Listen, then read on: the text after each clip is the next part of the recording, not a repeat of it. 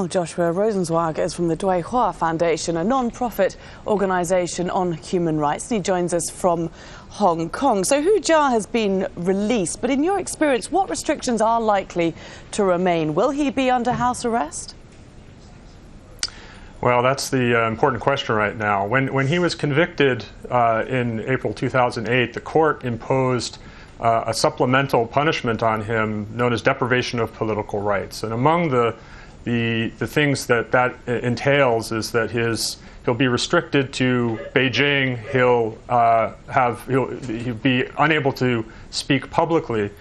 But in recent years, there's been a pattern in which the authorities have imposed additional measures, particularly on high-profile individuals, up into including keeping them prisoner in their own home. And given Hu Jia's profile, the current tense political situation in China right now, and the fact that they've resorted to this before of keeping him under house arrest without the authority of the law, there's reason to expect that they might do that again this time. And the family, I understand, has been anticipating this, and they're prepared, but we'll just have to see. Your organisation is engaged in promoting dialogue on human rights between the international community and China. Obviously, Wen Jiabao is in Europe at the moment. What leverage, if any, do you think the EU and the US has on this issue?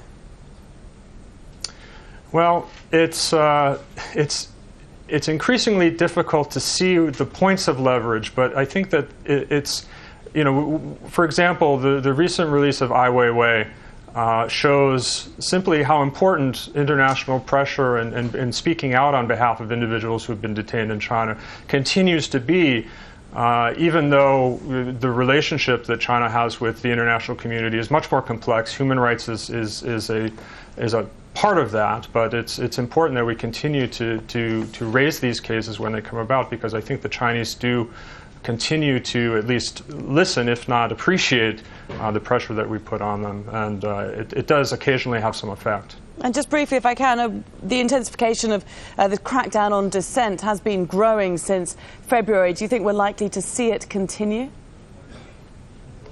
I don't see any signs of the crackdown letting up. I think that looking forward to the change in the party Congress next year, the situation will continue to be quite tense, and the restrictions on activists and free speech in China, I think, are here to stay for the time being, I'm afraid. Joshua Rosenweig, thank you very much for joining us with your experience from Hong Kong.